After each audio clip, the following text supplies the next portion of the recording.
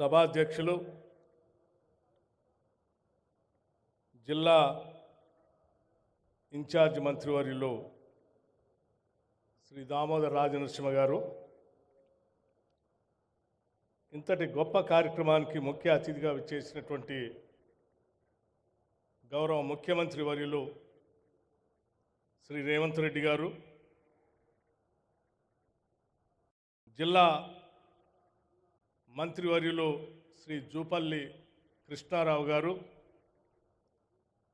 అట్లాగే గౌరవ మంత్రివర్యులు పెద్దలు శ్రీధర్ బాబు గారు, మరో గౌరవ మంత్రివర్యులు సోదరులు కోమటిరెడ్డి వెంకటరెడ్డి గారు, గౌరవ మంత్రివర్యులు సీతక్క గారు, గౌరవ మంత్రివర్యులు పొన్నం ప్రభాకర్ గారు, గౌరవ మంత్రివర్యులు శ్రీ ఉత్తమ్ కుమార్ రెడ్డి గారు, గౌరవ మంత్రివర్యులు తుమ్మల నాగేశ్వరరావు గారు, గౌరవ మంత్రివర్యులు పొంగులేటి శ్రీనివాసరెడ్డి గారు, గౌరవ రాష్ట్ర ప్రభుత్వ సలహాదారులు, గౌరవ పార్లమెంటు సభ్యులు, నా తోటి శాసనసభ్యులు,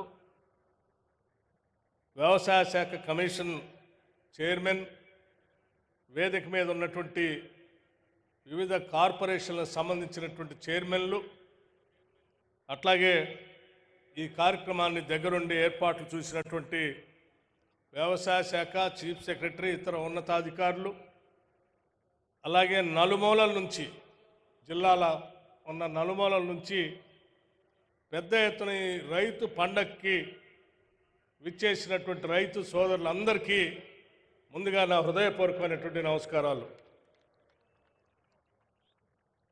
ఈరోజు ఈ సభ చూస్తూ ఉంటే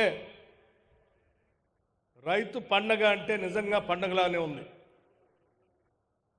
ఓ పెద్ద సంక్రాంతి పండుగలానో లేకపోతే ఇంకేదో పెద్ద పండుగలానో రైతాంగ సోదరులందరూ కూడా ఇక్కడ చేరి పెద్ద ఎత్తున సంబరాలు చేసుకునేటువంటి కార్యక్రమానికి ఈనాటి ఇందిరమ్మ రాజ్యం తీసుకున్నటువంటి అనేక నిర్ణయాలు ఈ పండగ కారణమైంది. ఈ మధ్యకాలంలో ఇందిరమ్మ రాజ్యం వచ్చి సంవత్సరం కావస్తా ఉంది, అంటే ఇంకా పూర్తి కాలేదు. ఈ సంవత్సర కాలం లోపలనే బీఆర్ఎస్ పార్టీకి సంబంధించిన నాయకత్వం రకరకాల ప్రజల వద్దకు వెళ్తాం, లేకపోతే ఉద్యమాలు చేస్తాం, లేకపోతే నిలదీస్తాం, లేకపోతే ఇంకోటి ఏదో చేస్తామని వారి స్టేట్మెంట్లు చూస్తూ ఉంటే నవ్వొస్తూ ఉంది. నిజంగా 10 సంవత్సరాలు మీరు పరిపాలన చేసి ఈ రాష్ట్రం తెచ్చుకున్నదే నీళ్ల కోసం, నిరుద్యోగ యువతీ యువకుల కోసం, రైతుల కళ్ళల్లో ఆనందాన్ని చూడటం కోసం. కానీ ఈ 10 సంవత్సరాల్లో మీరు పాలన చేసిన 10 సంవత్సరాల్లో రైతుల గురించి, వ్యవసాయ రంగం గురించి చేసింది ఏదీ లేదని చెప్పడానికి మాకు ఎటువంటి సందేహం లేనే లేదు.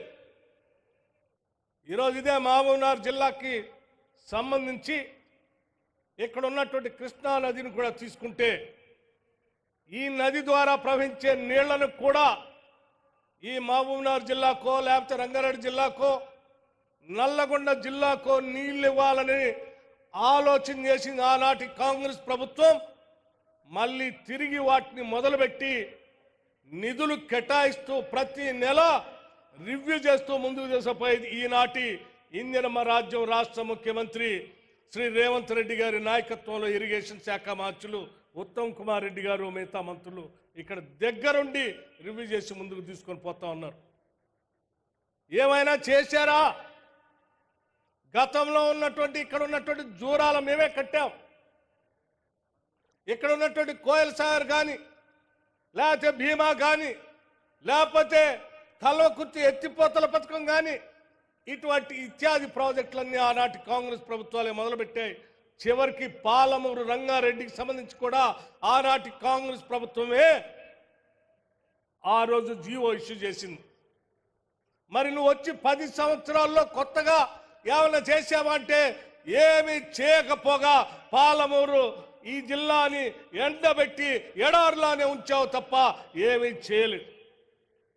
మేము వచ్చాం మళ్ళీ ముఖ్యమంత్రి గారి ఆదేశాలతో ఎస్ఎల్బిసి దగ్గర రివ్యూ చేసి టన్నెల దగ్గర, లేకపోతే పాలమూరు రంగారెడ్డికి సంబంధించి రివ్యూ చేసి ప్రతి నెల బిల్లులు ఇస్తాం, పని జరగాల్సిందే అని చెప్పి స్పష్టంగా ఆదేశాలు ఇచ్చి ముఖ్యమంత్రి గారు రివ్యూ చేపిస్తా ఉంటే ఈరోజు ఇక్కడ పనులు జరుగుతూ ఉన్నాయి.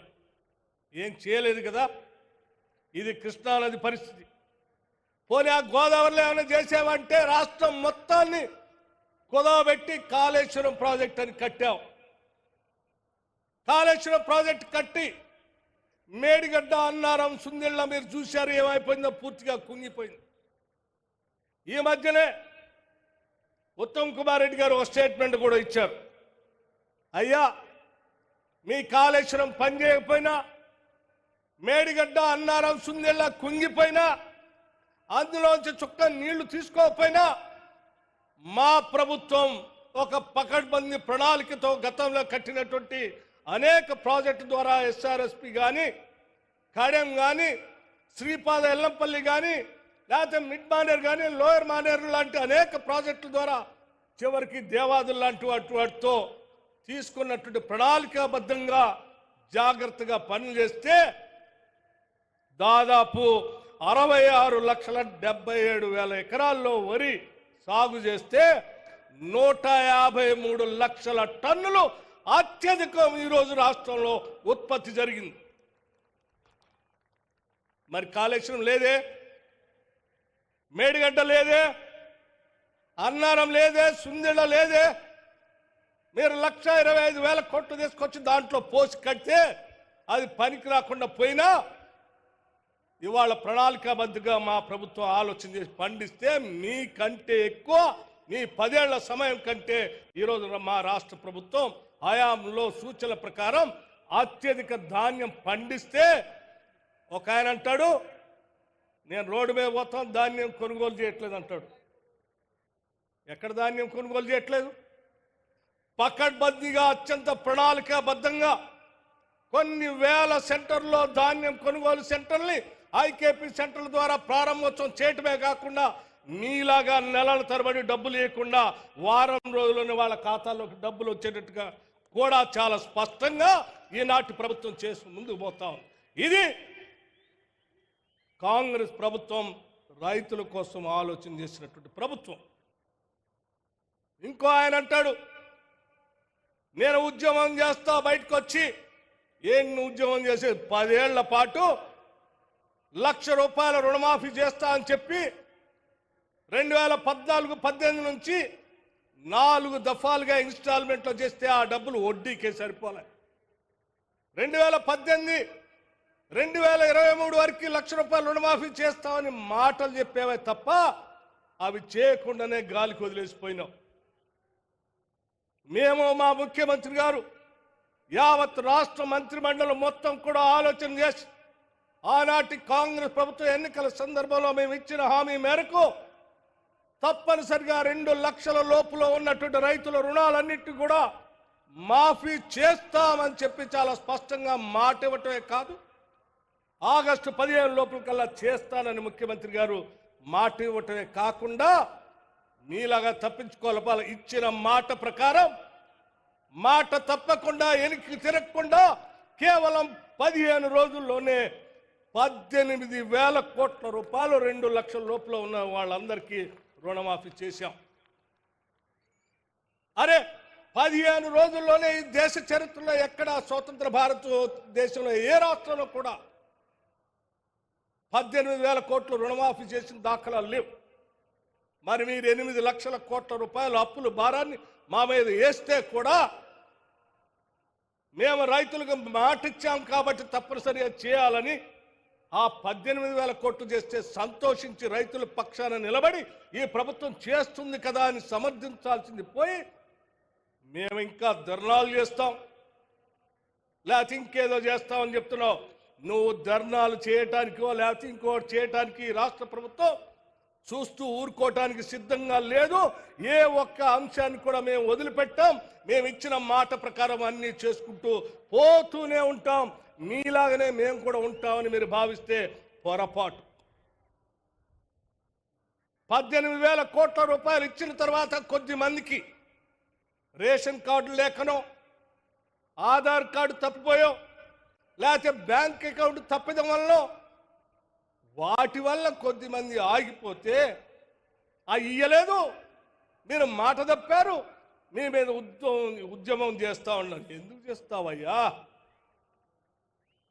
మేమే వదిలిపెట్టడానికి సిద్ధంగా లేవు. మీకంటే ముందే మా వ్యవసాయ శాఖ మంత్రి గారు, మా ముఖ్యమంత్రి గారు రాష్ట్ర ప్రభుత్వ యంత్రాంగానికి ఆదేశాలు ఇచ్చి అలా మిగిలిపోయినటువంటి వాళ్ళు ఎంతమంది ఉన్నారో ఇంటింటికి వెళ్ళి లెక్క తీయండి, వాళ్ళంతా మన రైతు బిడ్డలే, వాళ్ళకు కూడా ఇవ్వాల్సిందే అని చెప్పి కేవలం ఈ 3 నెలల్లో మొత్తం ఇంటింటికి తిరిగి లెక్కలు తెప్పించి ఈరోజు దాదాపు ఇప్పుడే మీ అందరి ముందు ముఖ్యమంత్రి గారు ఆర్థిక శాఖ ఇద్దరం కలిసి యావత్ మంత్రి మండలం మొత్తం వ్యవసాయ శాఖ మంత్రి గారికి రైతాంగ సోదరులకి దాదాపు 3,000 కోట్ల రూపాయల్ని ఈరోజు చెక్గా ఆ మిగిలిపోయినటువంటి వాళ్ళందరికీ ఇస్తా ఉన్నాం. దాదాపు 3,20,000 మంది రైతాంగ సోదరులకి ఈరోజు అలా రేషన్ కార్డు ఆగిపోయిన వాళ్ళకో లేకుండా ఉన్నటువంటి వాళ్ళకో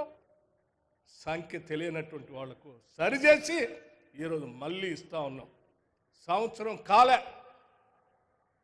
సంవత్సరం కాకముందే ఇన్ని వేల కోట్లు రైతుల కోసం మేము వెచ్చించి ముందుకు పోతా ఉంటే మీరేం ఏడుస్తా ఉన్నారు, ఇక్కడ రైతులు ఏమో పండగ చేసుకుంటూ ఉన్నారు. ఇది రాష్ట్రానికి ఉన్నటువంటి నిదర్శనం.